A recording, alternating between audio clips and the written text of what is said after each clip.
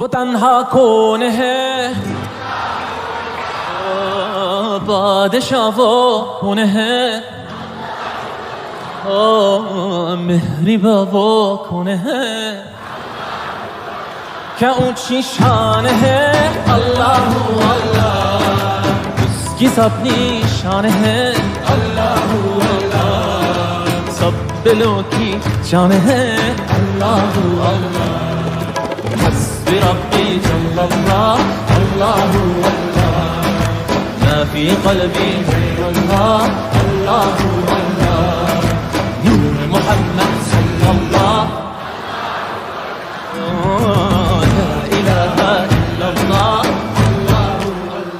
Af eder günahı Allahu Allah, alemin padişahı Allahu Allah, yüreklerin enahı Allahu Allah. İşit Allah dertimi, bu ahlarımı, rahmeyle bağışla günahlarımı, hayır eyle hem akşam hem sabahlarımı.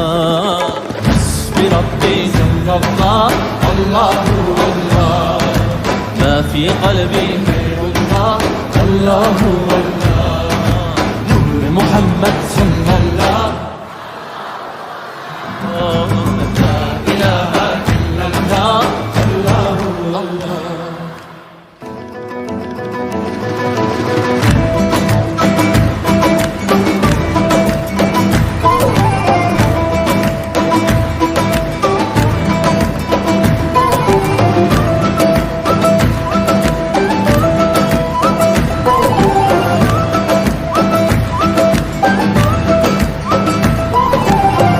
يا رب العالمين الله الله صل على طه الأمين الله الله في كل وقت وحين الله الله املأ قلبي باليقين الله الله ثبتني على هذا الدين الله الله واغفر لي والمؤمنين الله الله ربي جل الله.